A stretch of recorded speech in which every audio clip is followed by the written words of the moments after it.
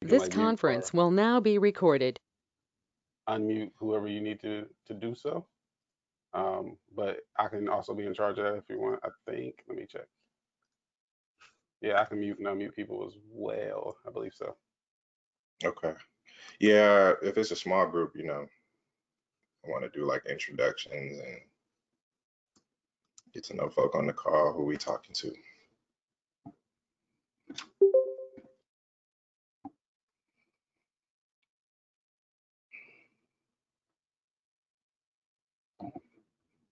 We'll start promptly at 1 just to get it started and get everything rolling.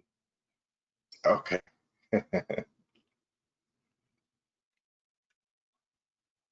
Ooh, I didn't get a chance to get my hair cut. I took a Corona. brush this morning. Actually, a couple minutes ago. I did try to. I got like a little patch of hair, like right here, that just grows. Uh, just kind of grows out of sync. Just does what it wants. That's funny. I'll tell you a story about that later. But okay. So today we have Marshall Shorts, and he will be doing branding for the people. Marshall, take it away. Ah. So for those who are on here, I see two other people on here so far. Emily Feist, if I'm saying that correct, and Rachel DB. Um, can we give folks a few more minutes? Is that up to me? Yeah, it's up there. Okay, cool. So we'll give folks a few more minutes. I know of a couple other people who were planning to join, and we'll get going probably around 105. And my hope is to kind of just go over a few frameworks and just what we'll be talking about today. I'll talk a little bit about myself in the beginning, so folk who don't know me kind of get an idea of my background, and then maybe we'll do some activity. But I'm really here for discussion, hopefully, and hopefully we can get a rich discussion with the folks who are here, or answer some questions and things like that. So this won't be as formal as uh, most presentations, just because it's in Corona. And as I was telling Charles, I had a few technical hiccups when I was trying to save my formal presentation. But hopefully the information is still relevant and useful for everybody that's joining or people who will watch in the future. So yeah, I'll give it a few more minutes and then we can get started. Play me a little music.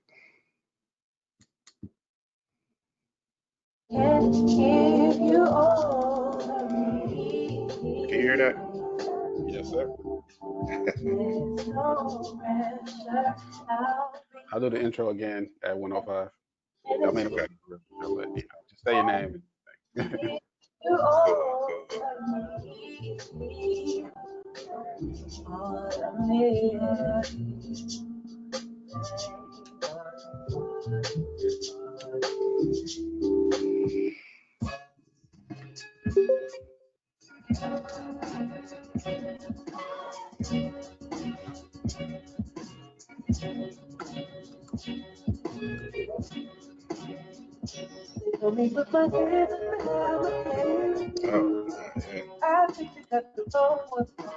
Are you too grown for TikTok?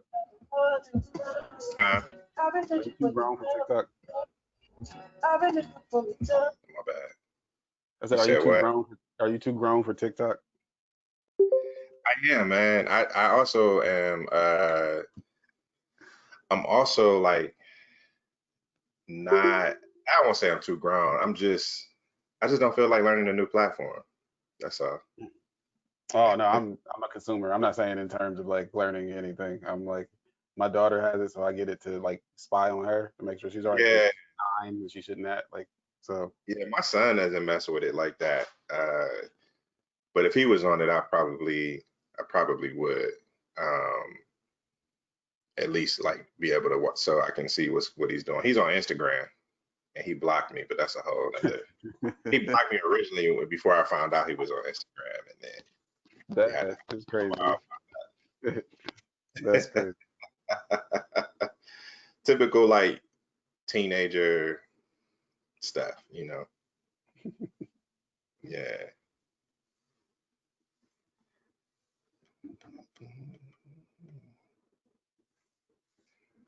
So for those who just came on, we're waiting on a few other folks. We'll get started here in about a minute or two. And then I can share my screen and we'll go from there.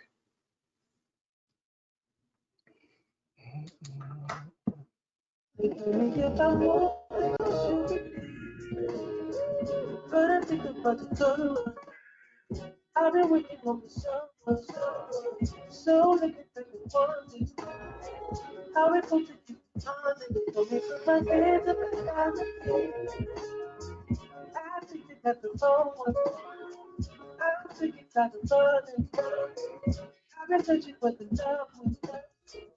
I've been looking for the love. Let me get my whole thing to shoot it. But I think about the color. I've been waiting on the summer, so looking for the quality. How it put you under the way from my head to the sky.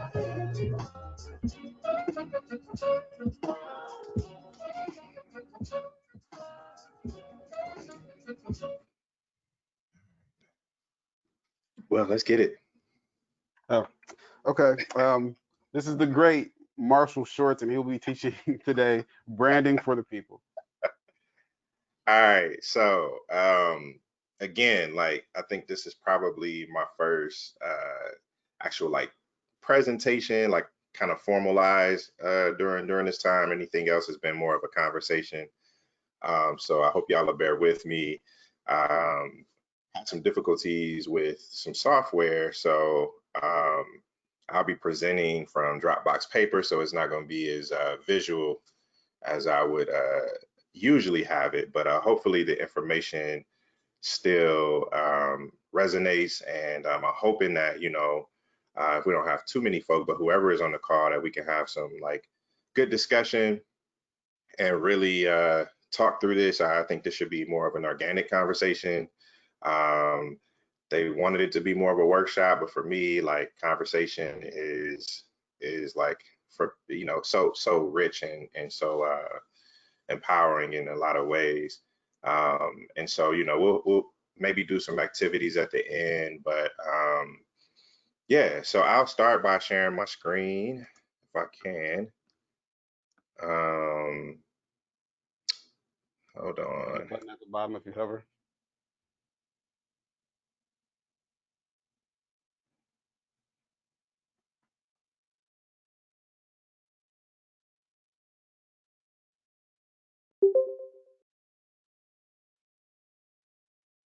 Okay, am I back? Yes, you're back. Okay, I don't know what happened there. Let me see if I can do it now.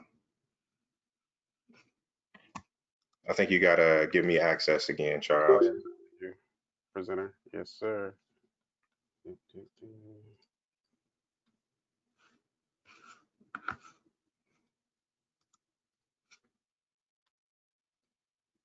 There you go. Okay. It keeps making me restart for some reason. Give me 1 second because it's not letting me present. If so, when you click that button, it doesn't allow you to present. No.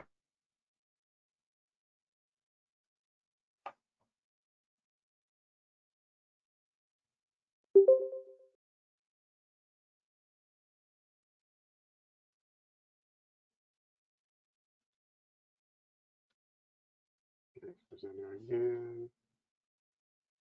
Shows multiple of you, so dismiss. This.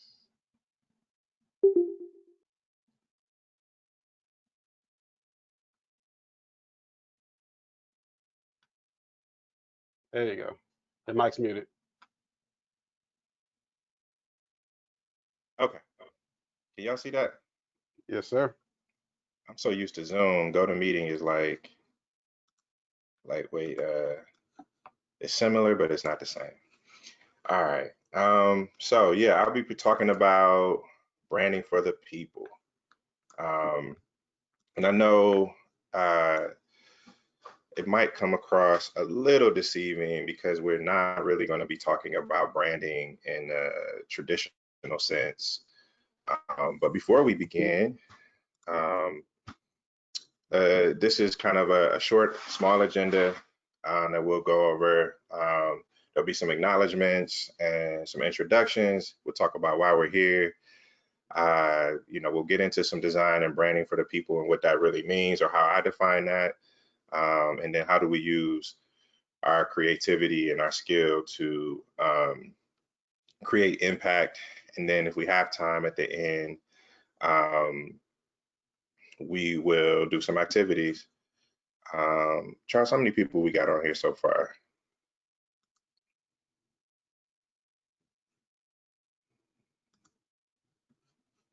About 8? Okay, cool. So I said it aloud. it's cool. It's cool. We working through it. I'm like used to call and response, culturally, like that lets me know I grew up in the church. So like if y'all can throw a thumbs up, hey, I see faces, great. If y'all could throw up a what's up, a hand clap, or amen, or something like that in the chat, or feel free to chime in. Like I want this to be, as organic as possible. But before we begin, I have to acknowledge, the moment. And one of the things that I'm really passionate about, and I just want to, acknowledge that, we are in a moment of unrest, that people are asking for justice. And so, if I have a platform, however big or small, I do always want to intend to use it to acknowledge. And I think, arresting the police that killed and murdered Breonna Taylor. Breonna Taylor was killed in her sleep in her home on March 13th at 12:43 a.m. and was shot and killed by Louisville Metro Police. Brett Hankinson, Jonathan Mattingly, and Miles Cosgrove. So please, if you have a platform or if you know people who do, continue to call for action from our justice system. And I know some people may not understand why this is here, but that's okay. We are constantly in flux with politics and flux with social justice. And as much as we dedicate these spaces to creativity, there's an interconnection with our lived experiences to these things. So there's so many others, and we will continue to acknowledge those people and those bodies and our ancestors. All right, now introductions. I am Marshall Shorts. Here's a little bit about me. Cleveland native. I graduated from Columbus College of Art and Design in 2006. I majored in industrial design with a minor in advertising graphic design. I got my start as an artist, as a young artist. And I had my first paying client in 6th grade. I drew a t-shirt for, well, actually, no, before that, we would draw in class, of course, and we would hand off those pictures to like classmates of ours. And one day I had a friend bring some money back. It was like $5. So, in 5th grade, like that was like a lot of money. Particularly if anybody remembers like penny candy stores. In the hood, we had like penny candy stores. So you can get like Tootsie Rolls and like the Fruities for like a penny. You can get like a dollar, you could come out king or queen. And so like that was a lot of money. And so what it showed me is that, people value something that I created and were willing to pay something for it. So that's kind of started on my creative journey. I love design, I love community, and I love my family. I've always wanted to start a company since I could remember. And so, that just catapulted me into where I am today. won a few awards along the way, did a couple of TEDx talks. So if you get time to check them out, they on YouTube, just look my name up. Co-founded a conference called Creative Control Fest, and it centers Black creatives and creatives of color.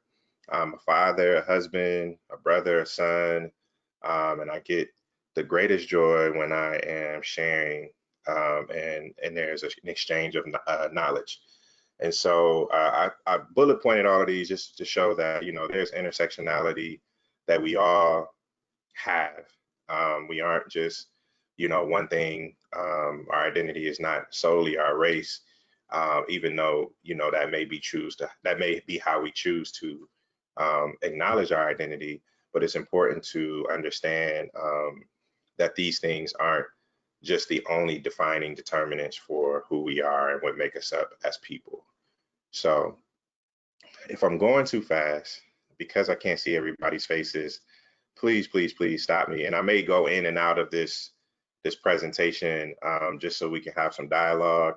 But feel free. I don't know if this has like a raise your hand feature on it, but you know, put something in the chat. I see some folks talking in the chat. If you got questions along the way, if it's something you want me to cover, or matter of fact, let's do that. So those who are on the call, if you have the chat feature, could you jump in the chat and just, you know, ask some questions or send us some things that you think you might want to know about or talk about today as it relates to the subject matter. I'll give you 30 seconds if you got some topics you may want to chat about today, because we got like 90 minutes, right, Charles? Yeah, give or take. Yes, sir. Okay, all right, cool. So if anybody would like to, you know, just jump in the chat. If there's any like points or salient topics that you want to maybe bring up or talk about, like let's get it. Just put it in there, and I'll try to address it. And additionally, I might be jumping back and forth between a couple different presentations because, like I said, I was having some technical difficulties with getting this into the software where I actually design. So while you're doing that, I started with this comment. I heard it like on NPR or somewhere, but it said the problem with empathy is that it is seductive enough to make people believe it is enough. And so when we talk about like branding and we talk about branding for people or the people, we have to, you know, understand that in the design world, you know, empathy is kind of used as a way, as a tool and a function of design thinking that gives designers a platform to start to create things and places and spaces for people. And so when I heard this comment, I wish I could remember who the author was, and I wish that I knew, but I'm gonna say author unknown, but I heard it on a radio segment, and the subject matter was just kind of talking about a woman who dressed in blackface and tried to live amongst a people to try to better empathize with their plight. Now, there's a lot of problematic things that were happening with that, and so I don't suggest anybody do that in an attempt to, you know, gain empathy or to understand empathy, because that's how she framed it. My hope today is that you will come back and think about like the ways in which we become co-creators or we develop co-creators with our clients, with the community organizations that we work with, and with the communities that we live in, so that we can all be better designers and create and design a more equitable and inclusive world. I saw Rachel said collaborative software for helping designers organize to do the work, knowing what community initiatives need graphic work, and connecting artists and designers with that work and adequate compensation. Okay, good. I'll keep that in mind. Duly noted. So software. All right. Any questions on this quote?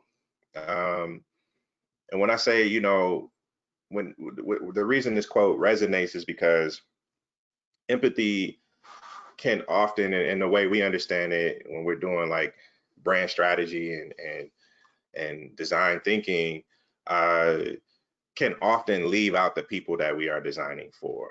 And so my hope is that, you know, we as a design collective or as creators, and I'll get a bit into in a few just what we define as design or who is a designer, but we as creators start to think about empathy as going beyond empathy. So if I'm being empathetic, what can where's another step I can go beyond that actually makes this of, by, and for the people that I'm creating with and for, and hopefully not just for, but with, if that makes sense.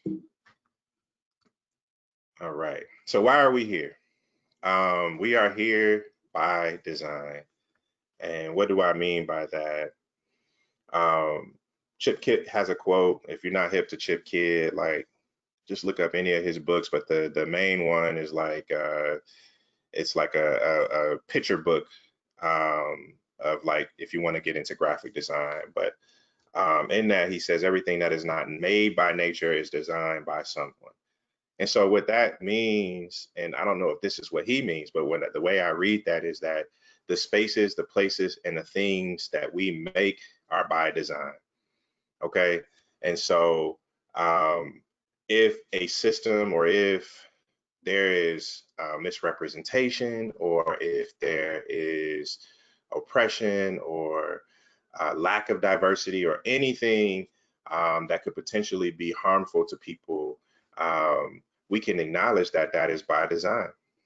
That when this space was designed, when this brand was designed, when this product was designed, it was not designed with certain people in mind, right? And so if we understand that these things were designed in this way, particularly when you talk about civic and public spaces, then we can also surmise that these things can be redesigned so that they are more equitable and inclusive. And so I just thought that was a very powerful statement. So what we'll be talking about today in the subtext for this presentation of Branding for the People is this workshop is about helping you build and design brands, ideas, systems of, by, and for a diverse and empowered community, right? So understanding the impact that we as creators have in either perpetuating or dismantling systems of inequity and oppression within the places and things we make, how we can use our skills as creatives to empower our clients, agencies, jobs to develop more equitable practices in the things and places we design, to develop creative techniques that take us beyond our creative production. As pixel pushers, some of us who might be in graphic design or just producers, for instance, to being, valuable co-creators and integral parts of the design process, and to help communities, companies, clients we work for and with design more inclusive and equitable cultural products. And also to inspire creatives to build cultural products that dismantle racism, white supremacy, and systems of oppression. What do I mean by cultural products? Simply, those are the things that we create on a day-to-day basis, whether that's a logo or an app or a flyer, right? How do we start to chip away at or think about, just to take another step and think about, like, in which ways might this be advancing or enhancing? Who am I leaving out? And then if you came today, I apologize, I really do. If you came today to learn about making logos and brand identity assets, then you might be a little disappointed. I will definitely try to touch on like how this kind of manifests into those things, but really, this is more of the like pre-work before you get to those assets and the things that you want to create, because those are like external extensions of the brand. Okay. I see we got a couple of questions in. Charles said, how do you know when you design is with, when what you design is with versus for the people? Yes, especially that bullet point. Charles, could you elaborate on that a bit more? The question is kind of how do you know that you're designing and not being exclusionary in a sense? How do you know that you are not so invested in your design and the look of your design to look nice that you're not taking into account um, the people that you're designing it for or with? Right. With is more in solidarity. Yeah. I would say the quick and easy is like who did you attempt to include in the process of making it, right? Not just by the optics, right? Not just we're gonna throw a stock image of a black person in this, but who did you talk to? Who did you maybe even interview? And I get it. Not we don't always have the time to do all of that kind of research, but those are things that we should always sort of be interrogating and asking ourselves is like, who is this for? One, and then two, who, if this is for them, have they been included in the process, whether that's for you, and this might be something you bring up to a client to say like, hey, where are you getting these insights? Why are you wanting to do this? And I know that's not always like the most practical thing to do, but I think my hope is that we will start to at least include this in our practice of like how we approach things. It's more of an approach. And I think if you get the opportunity to do, more extensive, work that is impacting people. And I think that the whole point of this is like the things that we make have impact, period, right? In small and large ways. And so if they have impact, then we have to at least be questioning what type of impact that it has. Is that being harmful, or is that actually uplifting the audience and the people that I'm trying to impact? Does that answer your question? Yes, sir. Yeah. Okay. So another one says a fear for many in designing and speaking publicly is not knowing what you don't know. To your point, that is everything is, designed and not for everyone. What steps you can take to I can't read today. Educator. I can't read that. I'm sorry, y'all. I don't know what that word is. Yeah, she corrected. It's educate. Oh, educate. Okay. I'm like, okay. I thought I was a pretty good reader. Yourself, holistically and inclusivity. Yes. Okay.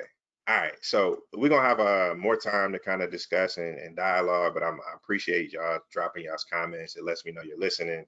Um, so I always have a quote that I talk to because I kind of play in this space of artist and designer, which is why I just use like creative more often than not. But art, tends to ask the questions. It tends to, provoke thought and design. My role as a designer is the role of a problem solver. So we're here by design, and I'm gonna see if I can go to. Well, I ain't gonna do it on this screen. So what is design? So design, as many of us might know it, is a function of like marketing and branding, right? But the term and what we've seen in more recent years as design is more expansive. So design by Oxford dictionaries are defined as do or plan something with a specific purpose or intention in mind. And so in most of our professional practices, that is, typically related to like small business or, you know, creating a product or some kind of marketing material. Todd Olson, who's a designer, also says, as an action word, is design as a discipline, plan the creation of a product or service with the intention of improving human experience with respect to a specified problem. So as you can see, like there are a number of different design definitions for how people define what design is. And I think context is important when we're talking about design. For purposes of today, I like to use Creative Reaction Labs definition, which is design, and this is a augmentation of IBM's definition of design, which is design is the intention behind an outcome. What they add is design is the intention and unintentional impact behind an outcome. And so with that is speaking to what we talked about earlier today, which is, you know, we may be designing, I think this gets to your question, Charles, like we may be designing things thinking we're doing, you know, it's harmless, but, you know, it has unintentional impact, right? Uh, that, you know, and that comes down to like sometimes ethics, that comes down to representation, it comes down to a lot of different factors, right? Um, and so, you know, if we understand that design is intentional, that we also have to begin to ask questions around, you know, and what is this in design, the thing that I'm designing or making intended to do. So let's talk about branding. And I have some other slides from some other presentations that I'll show shortly, just that'll give a little more visual appealing, so y'all not just looking at words. But how I define brand is the sum of many touch points. You know, in my day-to-day, I'm designing like logos and brand identities and doing brand strategy and stuff like that. And so, you know, I always kind of talk about it as an emotional response based on like all the experiences I've had with any product, service, or person. So at its core is what we believe ourselves about ourselves in relationship to the products, services, and communities we engage with, right? Um, I love like sneakers, you know, I'm not a sneaker head, but I appreciate the aesthetic. And I will on any given day decide like I want some new sneakers and go get me some like Nike Air Maxes, right? Over totally overpriced, all of that stuff, but it don't matter, right? Because in context of culture and in context of like, you know, how I feel about myself or how I want to feel about myself, you know, that is something that I would engage in. So the success of any brand can be measured by the loyalty that its audience remains to its products, cause, or belief. And understanding how brand has impacted our bias is key to being an effective problem solver or knowing when to empower others to solve problems as designers. So that last one simply just says like, you know, we don't live in this vacuum, even with the knowledge that we have as cultural creators, that you know, we aren't impacted by the things that we see on TV, the clothes that we wear, the cultural norms and the communities that we live in. And these are all impacted by the brands we buy, by the services we participate in, by the coffee shops we go to, right? And there's a deep logic and study, right? A lot of study around the ways in which these things interplay. So much so that, you know, it even determines how we respond to certain things and certain people. So one of the TEDx talks that I did talks about like, you know, the branding of Blackness and how people have been branded, so to speak, or their identities have been branded to create and develop negative emotions, right? And we're experiencing that like really heavily right now, like just you know people's visceral response.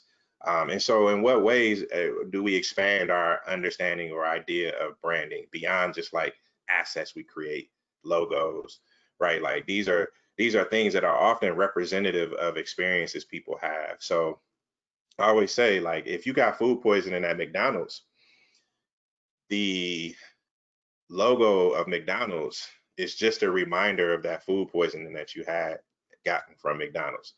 And so if we understand brand as like a broader concept and a nuanced concept, then we can take it beyond just a thing and the asset we've been asked to create, right? And this, I think, makes us more valuable as creators to the companies we work for, our own companies, the clients we might have, the agencies we're at, and so on and so forth. All right. So who is a designer anyway? So Creative Reaction Lab, and you'll see me pulling a lot from their stuff today, because they pioneered a lot of the things that I've you know been studying for the last few years. But they define a designer as anyone who has agency to make a decision, however small, that will impact a group of people or the environment. Every decision we make has an impact on equity. And so what that means is like if you are a nurse, if you are a journalist, if you are a garbage man, right? Like that has to make a decision on any given day, like you are equipped as a designer, or you might need to consider yourself a designer because the thing that you do has impact, right, on other people, right? And so this is us having to rethink and reshape our roles as creatives and practitioners. And this is also like a tool you can use when you're talking with like clients, or you know, strategizing with your agency or your company you work for, if you're the only sort of creative practitioner on your job, to empower them to be more inclusive in the process of creating, right? And pushing them to say, like, look, we all have a role in designing this program or this product, even the consumers that we're designing it for. So my personal saying is that every designer should be a historian, or I'll say a student of history. And here's why. Because it's by design, right? I don't know how we got here, and the things that we create, like this society is by design. It didn't just happen. It isn't just because this is like human nature. Like people made decisions that it had impact and got us to the place that we are now. So through media, education, and social interaction with our family, friends, and colleagues, we have learned about our cultures and history. However, because we've learned within the context of structural oppression, some vital stories and identities have been erased. We need to unlearn what has been given to us and reclaim the culture and history that is a part of our identity. Okay.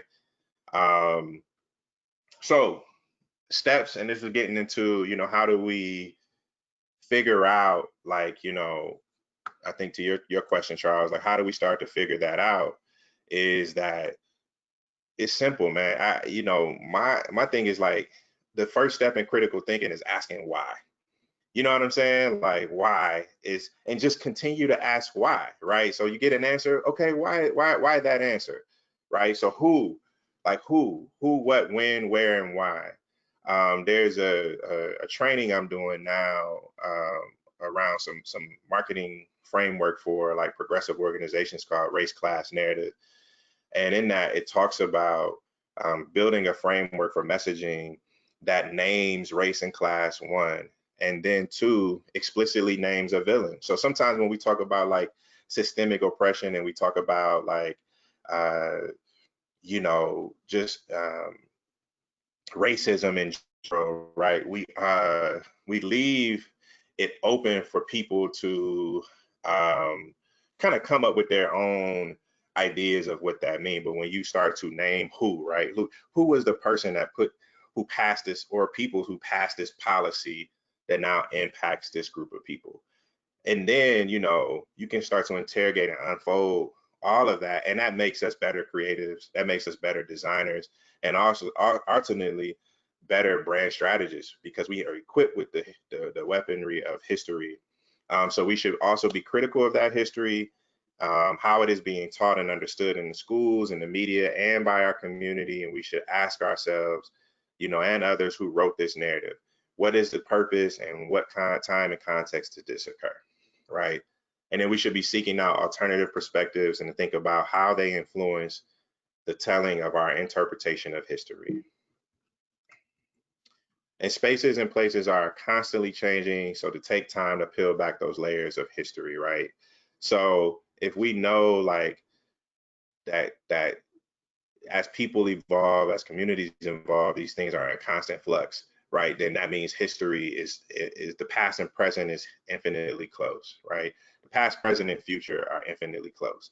And so the reason I say designers and creatives in general, or strategists, however you define what you do, whether you're building a brand for a product, or you know, trying to build help a nonprofit sort of rebrand for the community, it's important to understand like the history, one, of the community that they're going into, and then two, the history of why and who and where that inspiration is coming from, and that informs the design decisions that we make ongoing. Am I going too fast? No? Okay, I only see like two people, so I'm gonna just go off of that. All right. So what do we mean by of, by, and for? right? And the simple answer is of the people, by the people, for the people, right?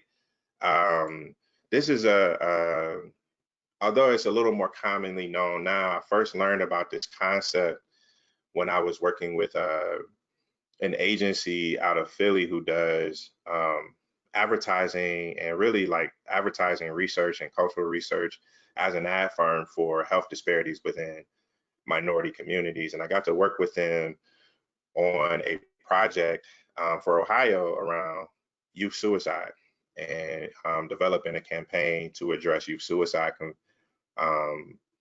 prevention. And so the concept of buying for is simply, understanding that buying for in creative development really is an audience or culture informed creativity, right? And so one of the things you'll hear or that came out of this is, for me, everything starts with culture, right? So if you're branding and understanding that, the things that we make are impacting people, then you understand that people have a culture, a shared value system, whether that's language or whether that is, um, geography, age, something that connects us.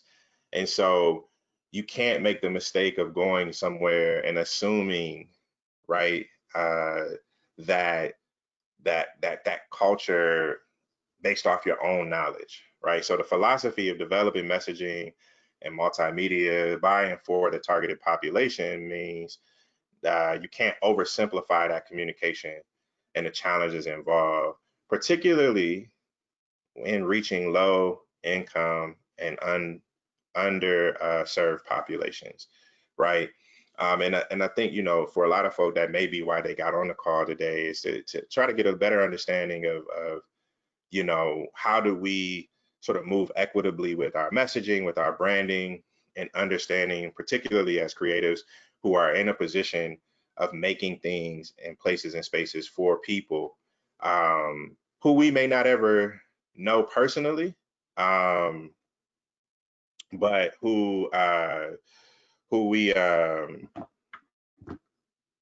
we would still be designing for. So understanding that simply being a member, also understanding that simply being a member of a particular racial, ethnic, or gender makeup is not always enough to ensure the effective development and delivery of inclusive and equitable cultural products is key in developing a buying for approach, right? So just because I'm Black doesn't mean that I speak for all Black folk in a specific community, right? There may be some cultural sort of common denominators, which we'll talk about in a few, that tie us together, but I can't assume that just my experience growing up as a Black man in Columbus or Cleveland and then going to Chicago, that it's still going to apply across the board, right? I have to be empathetic to an extent and I would say respectful of that culture, whether I like it or not, right? So I have to go in there with an understanding of empathy, comes in with a humility in saying, like, I don't know what I don't know, right? And coming in to explore and then giving those people an opportunity in that community. My dad's from Chicago, so I use that as an example. So I got a lot of cousins. So I wouldn't go there and just say, hey, yo, like I get it. You know what I'm saying? Like I'm from the street in Cleveland. Like, nah, it's a whole different kind of street in Chicago when you go there, right? And so I have to respect that. And then I have to like commune with them and say, like, look, tell me, show me, give me the tools I need to help do this, right? And matter of fact, let's create that together. What does this look like for you? And then I can utilize my skill, the skill that I've built up as, a creative practitioner to say, like, okay, you told me, and here's how I think we can execute it, right? And you've shown me, and like the answer is there.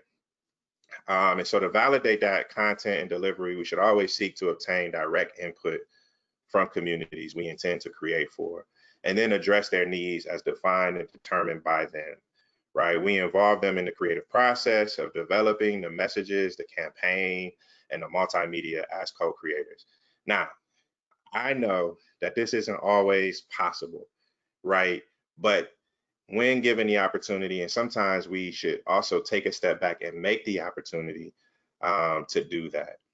And so I think it's important as creatives to understand our power in this situation, and push back at, when it's feasible to say like, hey, we need to actually create a subgroup, or somebody, or just do a little extra legwork to say like, let's bring some people in, or let's get on the phone, or let's go canvas real quick to find out what the pulse is in this community before we start to just come into this community and say, do this or support this or buy this. So brand strategy for me is a cultural strategy. It is understanding that, everything starts with culture. And so like you'll hear like Seth Godin and some other folk who are in a space of marketing kind of start to use this language. But for me, it is understanding fundamentally that culture, you don't have culture without people, right? And that so culture is made up of people and made by people. And branding is what they say it is, right? And so we can look to many examples like the hashtag on Twitter, which is something that, Twitter didn't come up with per se. People using it came up with that as a way to sort of identify, right? And then they had and then it kind of took on a life of its own. And so understanding that fundamentally, once you get something out in the world that is impacting people, that those same people will then impact whatever that thing is as well. And so listening and understanding and having that kind of relationship and cadence. I love hip hop, so I use that as an example. Like how many alcoholic beverages or clothing lines have come out with the intent of like targeting affluent people, and in some ways, really, really like racist. But then, you'll see hip hop artists like sort of flip that brand. I honestly believe like Timberland as a shoe company has stayed alive because of hip hop, right? Like it has endured the test of time, not solely because it's a good product, but because like New York, New York alone probably has sustained Timberland boots, right? Particularly the wheat Timberland boots, right? So understanding like this relationship between brand, design, and culture, I think makes us better designers and creatives. And so it's always in flux with people it is intended for, right? And so like you'll see a lot of messaging that says today, like find your tribe and, listen to your tribe. And I get that and I understand why that is. And what that really is just coming from a model of like service, right? Like you aren't dictating to them, you can influence, but you aren't necessarily dictating to them culture.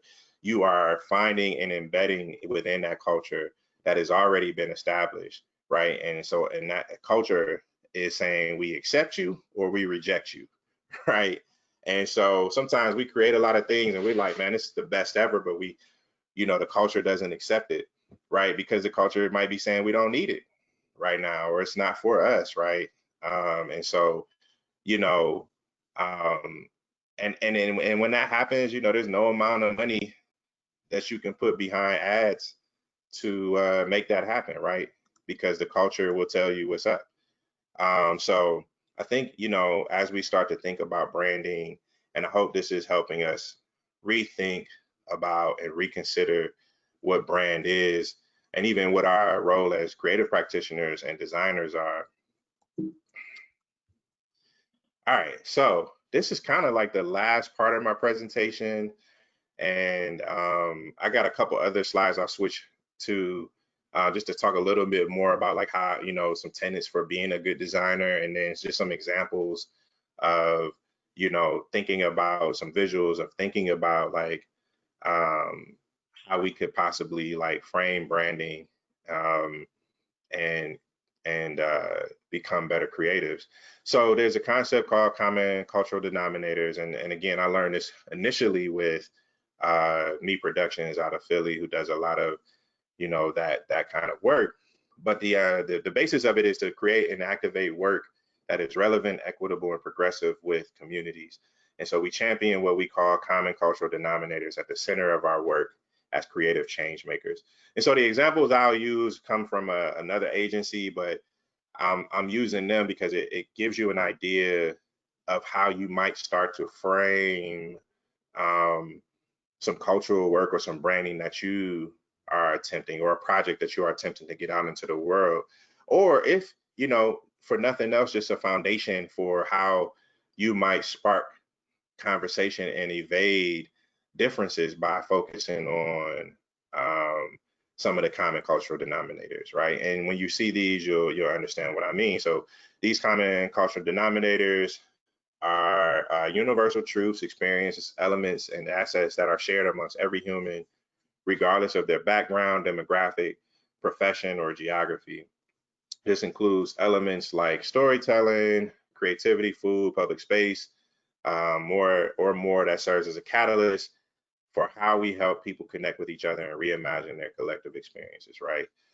So another way of looking at it is shared values. And so if you're developing a messaging campaign right now that is meant to be unifying of, people from different races or, economic makeups, what are some common things that we could go to, right, to begin to start to connect the dots for people, right? And that might be as simple as saying like, hey, you know, uh, everybody wants to be able to walk down the street. And Charles, this is kind of pulling from the work we're doing right now. But everybody wants to be able to walk down the street with their hands in their pocket and not be seen as, a suspect, or be seen as somebody who is a danger to society, right? Nobody wants to have to walk down the street and be seen as a threat. And so we can all agree that that is a shared value, regardless of your race, ethnicity, whatever. Then we should all also be able to agree that says everybody should have a right to do that, regardless of their race, their class, or their economic status. And so like it starts to chip away at the things that we try to point out as differences, and start to try to unify around things that are common amongst human beings. So Civic Creatives uses aging. Aging is a process endured by every living being, right? It's something that we all experience. If you are human or any kind of life form, you're going to experience aging. Art, right? And this is probably like my favorite one, because art, for me, is how you approach your craft, but it surrounds us, even if it is simply nature, right? Like, if you're religion, you might say God is an artist, right? You start to think about like, and designer, I would say God is a designer too. But, if we start to think about, and again, rethink what we think, what we see as art, then we start to see it everywhere, right? And that is a unit, like in all cultures, like art is a staple, regardless of whether it's like an American or polite culture where it's art in the museum, or whether it's like graffiti and hieroglyphics on the wall, right? Like it is there throughout history. Food and water are just fundamental things that every human being, every person on this planet needs to survive, right? And so these are touch points, right? When we start to think about like how we build brand, how we build movement, how we build, uh, you know, um, connection for things, these are ways we can start to engage people around, or these are things that we can start to engage people around that bring people together. And as you can see, sometimes these tools are used for profit, but these tools can also be used for pushing the needle to create impact. It just all sort of depends on the framework and the intent that we are trying to design. Language. Um, Language and other communication channels exist for our use, right? So we know like language is sort of the quintessential way of communication with each other, whether that's unspoken language like body language, sign language, or oral language. Like it is a platform for us to sustain culture and to communicate our stories. And then I didn't put it in here, but I usually start off with we are the stories we tell. And I say that because every culture has a semblance of how they pass on information, how we pass on stories as human beings. We are attracted to stories. We love a good story, and often communicate even how we feel through story. And so we are the story we tell, and everyone has a story to tell. And so part of that process for you as a creative, if you want to be inclusive, is give people space to tell their stories, right? How do we create a space for people to tell stories within the brands that we represent, within the brands that we're creating? And again, when I say brand, I think about belief systems. I think about not just products, and I think about what is believed about these things, not just the product itself, right? And I know many of us, we have many stories and understanding of what that is and what that looks like in real life and real time. But if we're thinking about it from a standpoint of like the things and we associate with these products, service, these logos that we see, then we can start to develop the stories, um, or untangle the stories that have been developed around him. So I'm gonna switch gears real quick. I'm gonna stop sharing the screen for a second if I can figure out how to stop sharing the screen. While you're doing that, I got a quick question. Yeah, yeah. What is an example of a brand that you think does this well? Like, is it a Nike? Is it something along those lines? And what are the things that you point towards to being good that they have done? Yep, yep. I will. It's hard when you're talking about big brands because because capitalism, right? Because ultimately these brands are participating in these activities because they are fighting to stay relevant to their consumers, right? Or the mood of their consumers at that point in time. And then strong brands who have sort of taken a stance, whose values are sort of embedded in this culture, uh, or who have created new values. Those kind of tend to last, and then those are the ones who draw people in. So I would say like Ben and Jerry's, for instance, has a really like witty um, take on social justice issues, and they've not backed down, right, from taking a stance. Um, there's some, Nike you could use with the Kaepernick, that campaign they did, but it's just a campaign. They have other parts of the company that have questionable ethics, right, and like where their money is going. And so, although I don't know all about Ben and Jerry's ethics, and how their money is spent and all those things. What I can say is the things that they've been very publicly um, vocal about really are taking, like, drawing a line in the sand, like, this is what we stand for, and if you don't like it, you can go eat graters or something like that. You know what I'm saying? And so, and so far, like, they put it on their website, it's in their messaging on Twitter, like, they go at other brands, like, you know what I mean? So that to me says it is embedded as a part of their culture. Whereas, brands like Starbucks, it's kind of like, they kind of waver. Like, if there's no uh, economic benefit to doing it, some of them may remain neutral, and that's a debate. I won't say debate, but that's a discussion I've been having more recently with just other designers and creators. Like, what's the role of brands throughout this? But we see, like, as much as brands, and I say that with quotation marks because it's one of those things where I talked about earlier. When you say brands, you kind of just leave it up in this air, right? There are people behind these brands. There are people making decisions. There are people saying this this is how we're gonna handle this policy, and this is how we're gonna do this, right? And so when you understand that, it takes away like this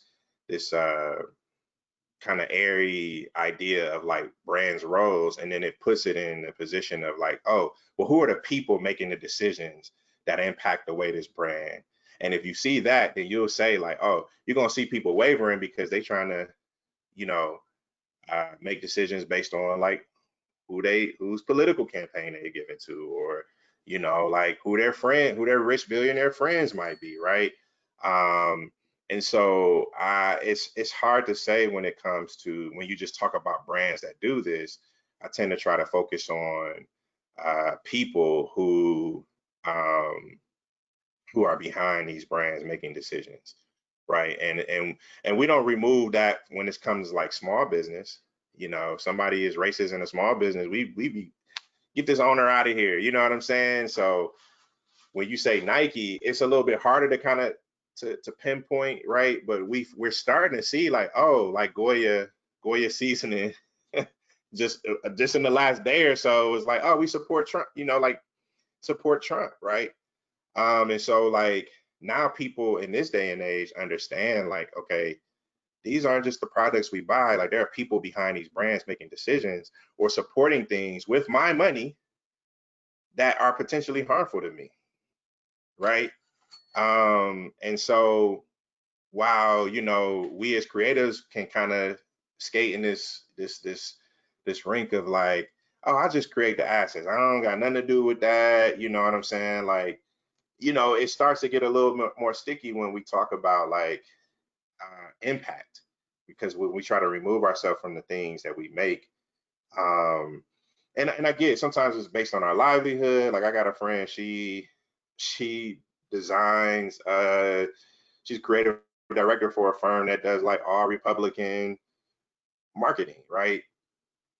But she like, it's like as a black woman, she's had a hard time getting a job. She's tried to leave, like she's had a hard time, and she has a hard time working there, right? Like, but it's what pays her bills, and maintains her lifestyle. Now, you know, not everybody is gonna stay in that situation, right? So again, it comes down to like, you know, what Tom Burrell might say is a cost benefit ratio. Like, you know, what is this costing me, or what is the benefit, or what might it be costing other people?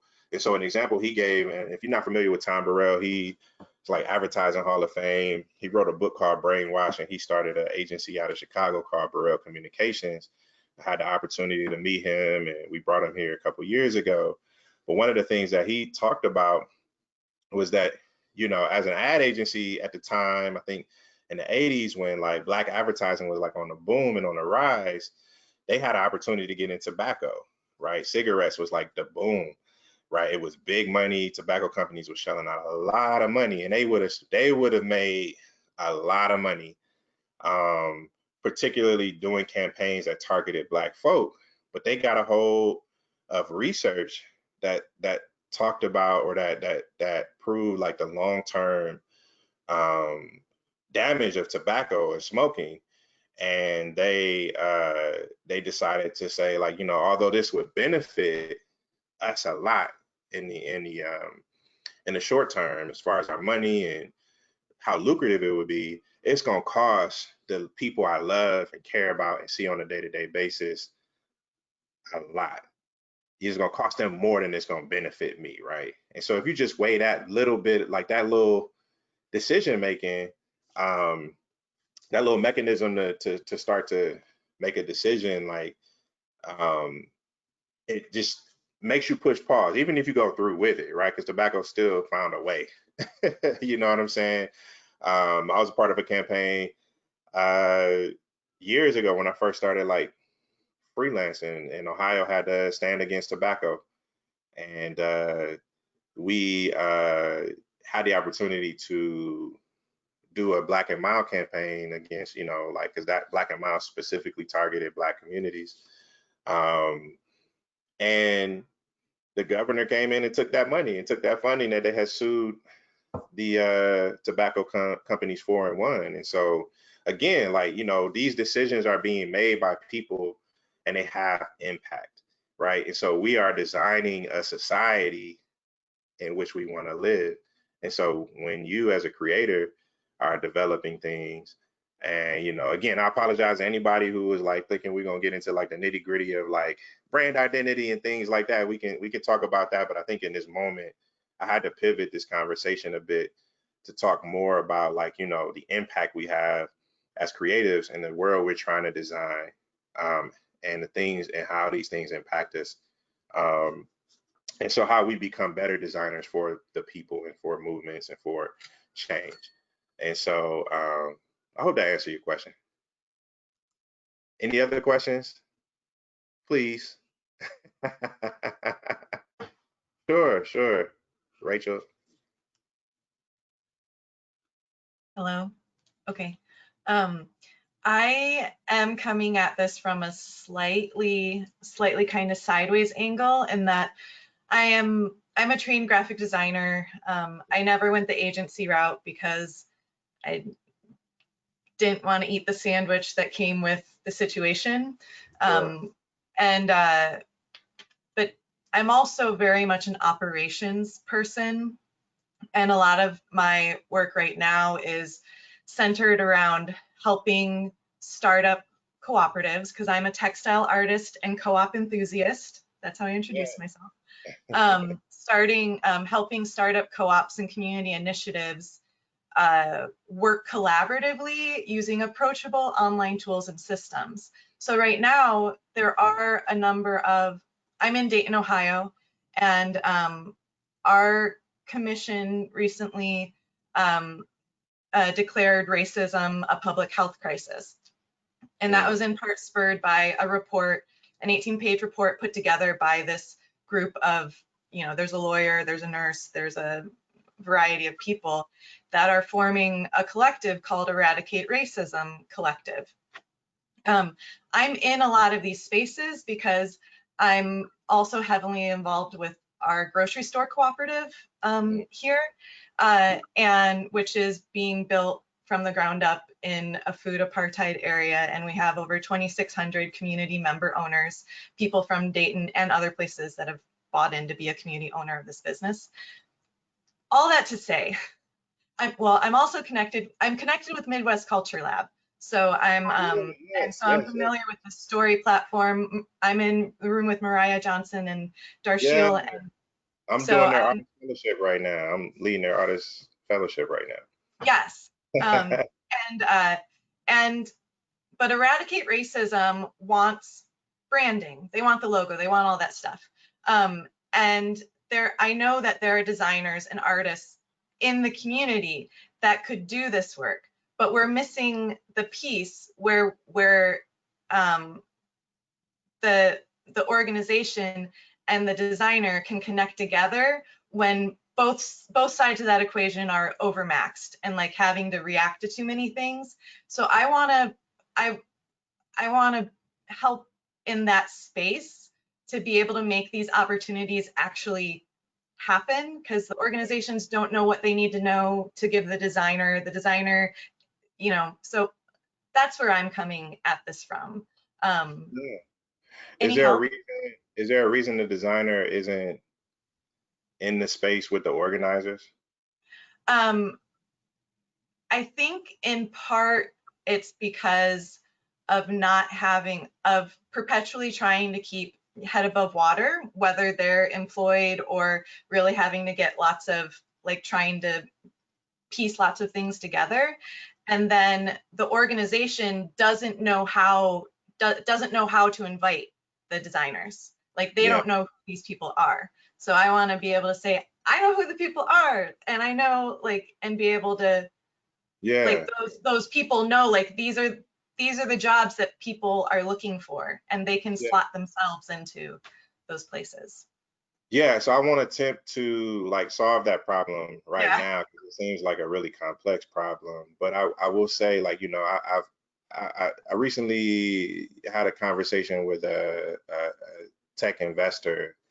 It was a Black guy, had a startup, very much profit driven, all of those things. Ended up getting pushed out of his company, all of this other stuff, sued him, won, all this stuff. So now he's built an accelerator and investing in Black and brown companies. But one of the first things he said is, when he has an idea, his first hire or the first person he talks to is a designer. Mm-hmm. And he has a background at Apple and things like that. And the reason being is that,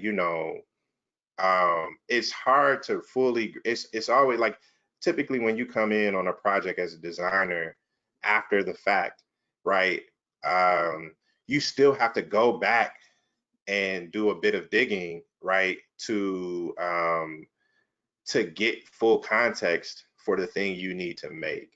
And so I think what organizations and companies And even some, some creative movements and brand practitioners will tell you is like, you need to include these folk from the start, right? And so as designers and creatives, like this is an opportunity for us to add more value to the things that we do, or become more valuable to the organizations that we're working with, to say like, hey, maybe even if I'm just a fly on the wall, as you're thinking about policy, as you're thinking about systems and things, like how do we get people, it's always like the cultural workers, like the artists, they bring in last to kind of try to show this vision, right? And then you're tasked with the labor of like trying to understand the history of this organization, understand like where they're trying to go, what's their point B, understand like who they're trying to serve.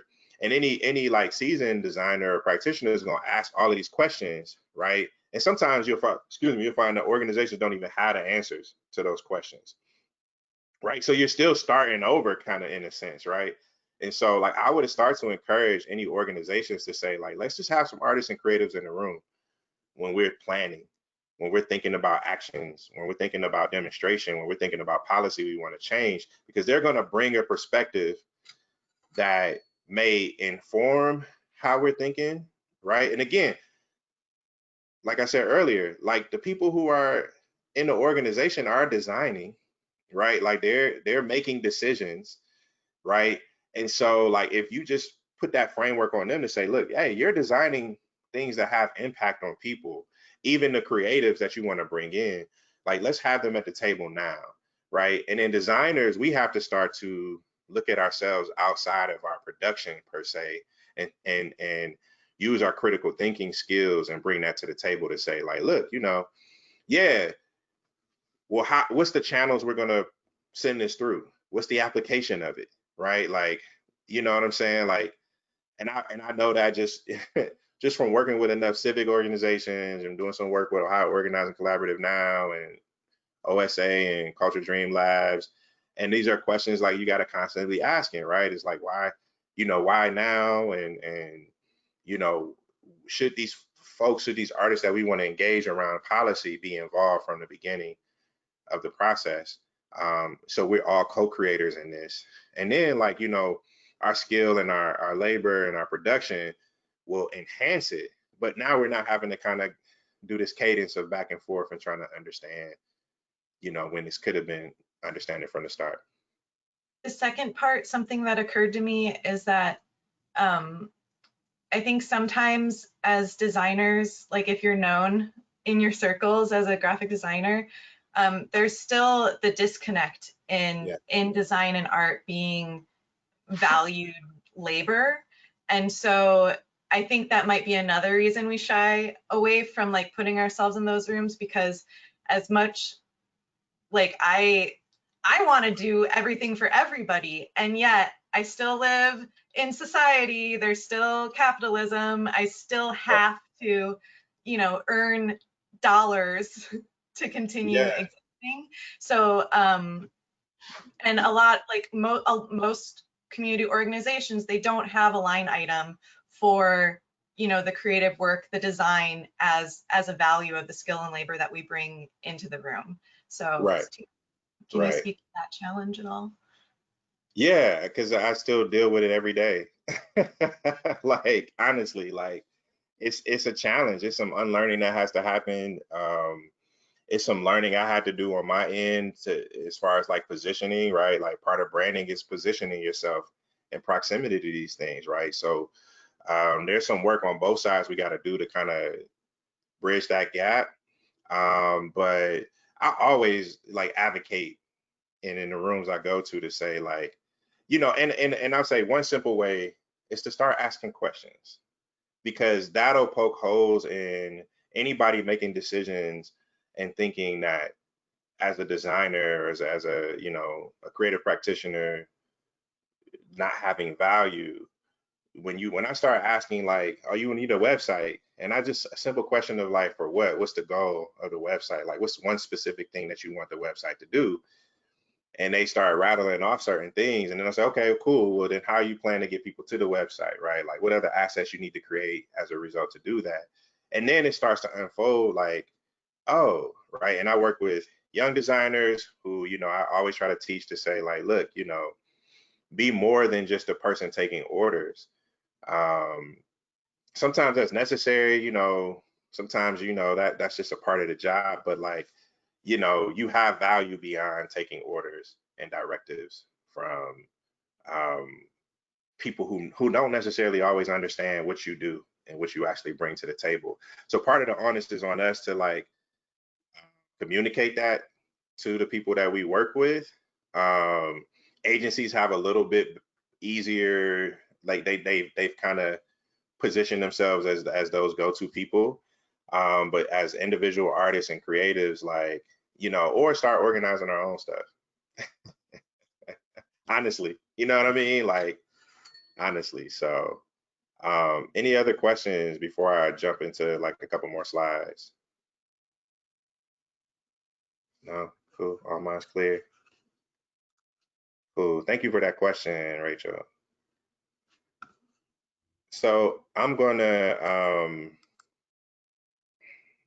actually, okay, here we go. Share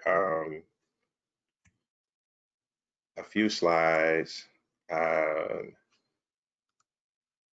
Just kind of getting in, just to satisfy. No, not that one. Sorry.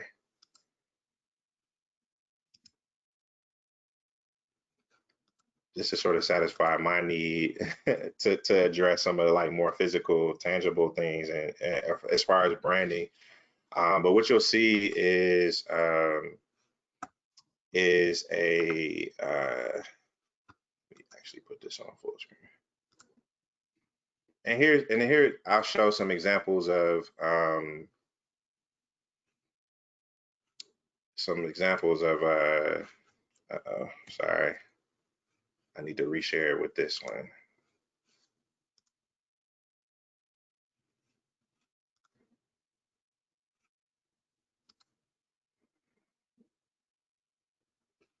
Okay.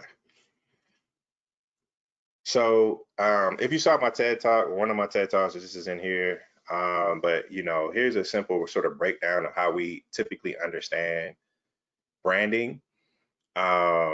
And so, you know, I sort of divide this up into like 4 quadrants, you know. So there's the identity aspect, then there's the experiences people have with it, and then the external, like, so the emotional response to those things, and then like the cultural products that come from them. So the promotion, the commercials, the TVs, the campaign elements and content. And the feeling and external engagement really starts to get into like the things that we create as consumers or as subjects to these campaigns and brands in response to them, right? So if you use a Nike, for example, you know, you can start to sort of break this down into how this lives in the world, right?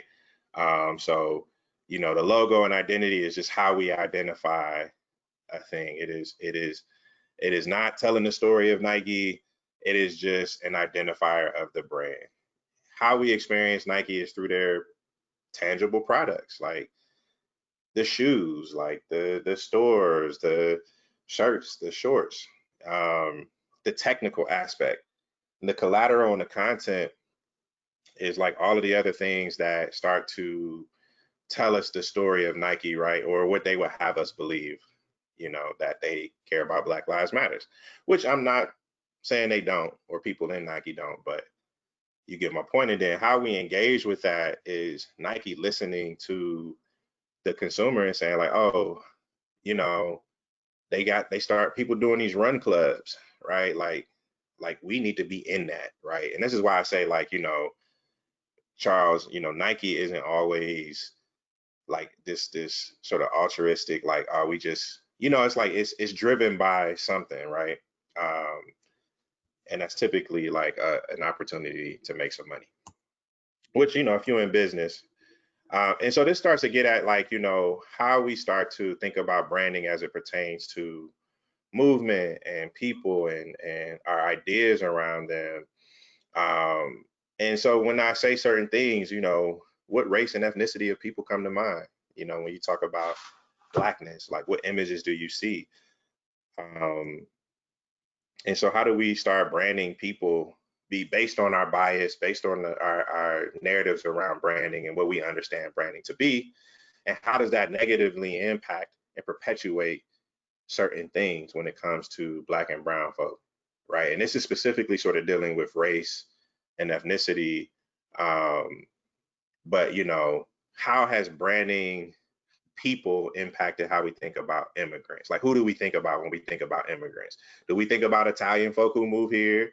Do we think about, you know, Spanish folk who move here, you know, or do we think about Somali folk, or do we think, you know, Mexican folk, Latinx folk, right? When we think about thug, what images start to come to mind, right? And so this is why I say, you know, when we think about branding, we have to understand like that is more than just a consumer term. That, you know, that idea came up of marking a thing. So again, this is me and my family. I'm gonna skip past these slides because that was from something else. And this just kind of talks about, and this is the slide I wanted to get to. So Tom Burrell says, as a marketing professional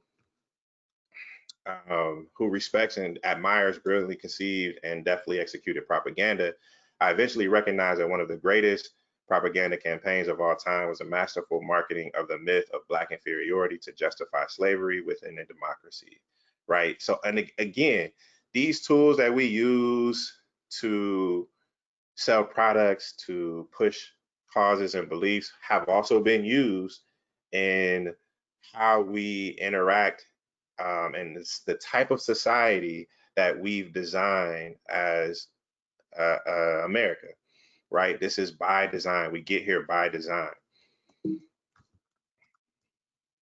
So all the things that we talk about, racism, this is by design.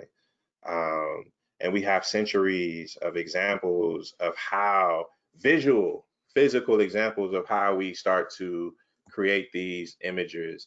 And so if racism is by design, so is white supremacy, right? And the ways in which we perpetuate this right now. I think this was Gucci who did this, you know, and it's you would think like somebody was gonna say something, you know, before this hit the market. But again, like, you know, that may have been as simple as people not asking questions, nobody asking who, what, when, where, you know, or not having the proper historical context to what these images and symbols mean in the dominant culture, in the prevailing culture. Right. So we understand America has a brand problem. The ideals and the values that it promoted were contrasted by its actions and its practices. And so when you have a brand problem, you have to rebrand, you have to change the sort of corporate image. And so Charles, this is kind of getting to, I think what you asked before, like who does that well? And so I don't necessarily, when I think about who has done it well, I think about, you know, groups of people who have been fighting this fight for a long time, right? And the ways in which we visually expressed our disdain for how, you know, they might have been branded. So, you know, putting Jim Crow to death is a perfect sort of, I would say, brand activation, right? A rebrand. Harlem Renaissance, I would say, was a brand movement, right? It was the new Negro. And so when you start to think about the tenets of branding, like it had a name, it had an aesthetic, it had loyalists, right? It wasn't perfect, it wasn't without its internal conflict, but like these movements carry shared values and messaging and things, everything we might associate with branding. It had cultural products that it produced, writing, signage, logos, art. Black Panthers is probably one of my favorite, just aesthetically. When you talk about like brand values, like you can look to the Black Panthers 10-point plan as a system of values that you would abide by as a driving sort of roadmap for how this brand should move. Talking about a brand that grew globally, right? Had different assets and collaterals that were attached to it. And ultimately, you know, also succumb to some of the challenges about, you know, branding, which is that it's made up of people, right? And so people have ideas and how they feel brand should be. But if we look at like just the visual tenets of the party, the Black Panther Party, we can see like cultural products that were produced, messaging, you know, loyalists, you know, they had a school, right? How do we engage this philosophy that we've created, this manifesto, so to speak? And that is the cultural minister for the Black Panther Party. And I got a chance to meet him. He's the one who created the Black Panther logo and a lot of the illustration that we see today. So let me take this off. There we go. So I have one more to share with you, just a couple more slides, and then we're coming close to our end, and then we can just kind of open it up for discussion. And, you know, we can workshop anything anybody wants to sort of kind of dive into. But just, you know, just some basic sort of practices of what makes somebody, I would say, a good designer is just some tenets we might be able to kind of live by as practitioners going forward. And these are, and again, this is going to sound or seem a little more applicable to like creative practitioners, but you'll see some things sort of interweaved in here that sort of, even in that process, make us think about and consider. So we ask lots of questions, we design with purpose. And so we should have a goal in mind and should be purposeful in intent, whether it's designing a promotional flyer or designing an app interface, there should be an objective purpose for our decisions. Understanding the fundamentals, right? It doesn't neglect the principles, and it should be comfortable with the discipline of design. And then, you know, break those rules, right? I always use pen and pixel. If you're not familiar with pen and pixel, like if you go back and look at old No Limit, Master P, hip hop covers, they break all of the like traditional like Bauhaus design rules. And like, because of our indoctrination in design, like, you know, we gonna look at it and be like, this is terrible. But they sold millions of records, right? And they kept doing these covers, and I'm sure they made a lot of bank, right? And so what does that say? Like, you know, the culture accepted that as an aesthetic that mattered to them, and it represented them. And so for me, in that regard, like as I grew and understood, you know, and in my thinking about design and branding, like it broke the rules, but it was good design because it worked for who it was supposed to and intended to. It should always focus on our audience. So great design is empathetic of the user's needs and behaviors. Great designers considers not only who great designers consider who this is impacting. They go beyond empathy and involve people who we are designing for in the process, right? Of, by, and for the community that we are creating with and for. So good design is not just data-driven. Good design is data-driven. Great design is data-informed. And most important, I would go a step further and say culture-informed. Not everything is an optimization problem that can be solved with data. And you don't get there until you start including people in that process. It uses, you know, and this is where we get into like, you know, how do we include people? You know, we use the tools at our disposal, right? How do we rapidly prototype something out, like pen and paper, pencil and paper? So the software doesn't make you a designer. It doesn't make you a practitioner, right? How you solve and how you approach it is what makes you the designer.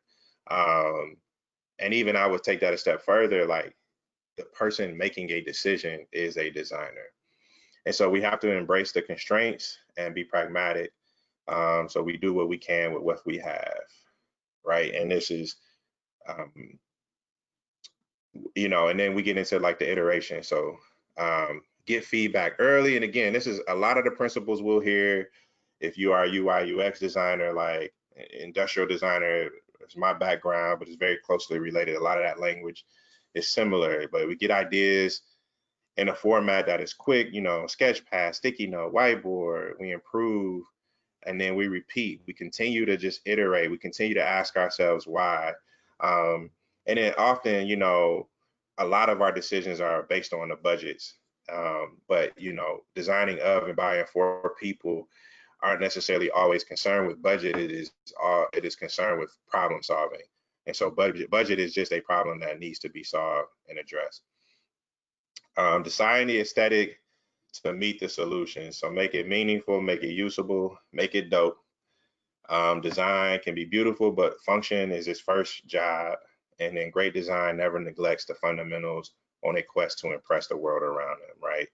So if we are skipping past how this impacts people because it looks cool or because it looks good, then that to me is a design that has failed. And then keep it simple, right? I'm almost certain I came up with this concept, but I can't say for sure. But what is the minimal viable design, right? Simplicity allows us to skip for better scalability and recognition. The most iconic logos are usually simplest, right? Just to give an example. So if you're new to design, novice design tries to impress with bells and whistles.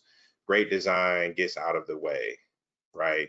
And we could use Noel Mayo as an example, who ran a branding and design firm for years. He was is or professor at OSU, but he designed a dimmer switch. He owns I think more patents on light switches than any other company in the world, I believe. I had the great opportunity to meet him as well and have conversations with him. But most people never think about why their shoe fits just right, their phone fits in their hand just right, or why the console of the car is the right distance. The aesthetic sells the thing, builds trust. Great design is invisible. It almost feels like it wasn't designed at all. It is the outcome of painstaking thoughtfulness and desire to help others, right? And so, if we're coming from a framework of service, then we understand our job is to be in service for the people that we're creating for. And that sets a precedence for humility. So, when we're talking about these things, understand that process is just a framework. It should always be adaptable. And another term I came up with, I'm almost certain this acronym is mine, but if you find it somewhere else, let me know. But the process is a mess. So, what we want to do is create meaningful exploration, seeking solutions as designers. And that is something that we can all participate in. And then this will be my last slide, and then we can open up for Q&A and end if we need to. But again, it always comes back to this line of questioning. At what stage should we be asking clarifying questions? We should be asking a lot of questions consistently. We should never assume. We should always look to solve problems and who we're solving it for or with. And then what is the application for this design, whether that be design, product, print, or experience. And I don't know that we'll have time to do the activity, but I will say thank you for this time. I want to thank Making Midwest and Matt for inviting me to this platform. I know, and I appreciate everybody that joined today and bearing with me through some of the technical difficulties and allowing me to kind of hodgepodge this presentation a bit. But I hope that the content was meaningful and helpful. I would love to, talk to you guys if you have some feedback or just some input. I don't claim to be, the end all be all on what we talked about today. I'm always a student, and I'm always learning. So Rachel did ask about software.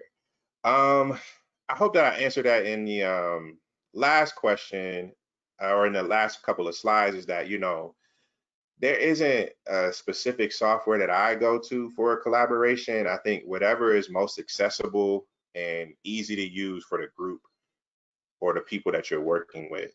And the best way to keep that organized. And there's so many tools out there. You know, you got Basecamp and things like that. But you know, we also may be dealing with issues of internet access with some of these softwares, right? Or cost.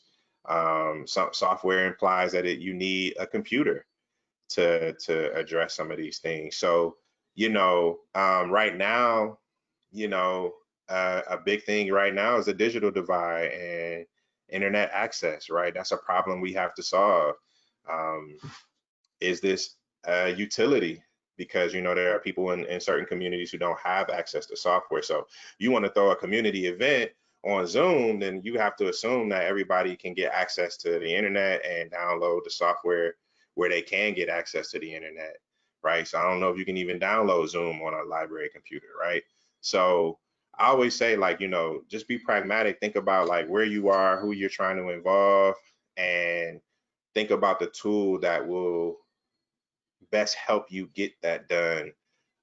Whether that's pen and paper, whether that's popsicle sticks, whether it's like a stick and some dirt and y'all writing out a plan in the dirt, socially distancing or whatever, right? Like, just be considerate of like who the audience is and who you're trying to impact.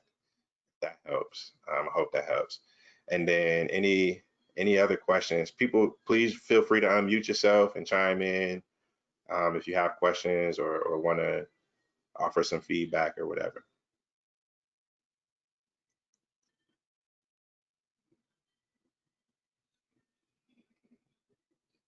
Y'all still with me? Well, cool. If all minds are clear, I thought I had a slide with my contact information, but for some reason it's not showing up. But if you want to get in touch with me, I ain't hard to find. I'm on most social media platforms. Yeah, I don't know what happened to that slide, but at Mr. Shorts Creates on Twitter and Instagram. You can go to mrshortscreates.com and all of the other sort of links connected to like my agency site and my TED Talks should pop right up. But feel free if you got some ideas, if you got some resources, a couple of places you might want to look to kind of further your study on this is Creative Reaction Lab. They have some good resources there, that some of which I pulled from today. Check out of, by, and for .org, I believe. It's some more resources out there. I'll try to share with Matt if he wants to send out. Definitely check out my TED Talks. I think, you know, you'll get some insight there. Check out TED Talks in general. There's a few out here that are dealing with the subject matter. And then, you know, just commit yourself to studying history and you know, non-design related stuff. You know, I think that helps us become better creatives and better creators of the things we're building, the brands we're building, and the things we're creating. So thank you. You got a lot of thank yous in the chat. Just want to thank you for giving this speech. This has been recorded, so everyone who was a part of this chat will get a copy of it later on. I think that's it. I want to say thank you to you again, Marshall. Man, appreciate y'all. Appreciate you. So do I just end it? Or... I'll Cool. take care. All right.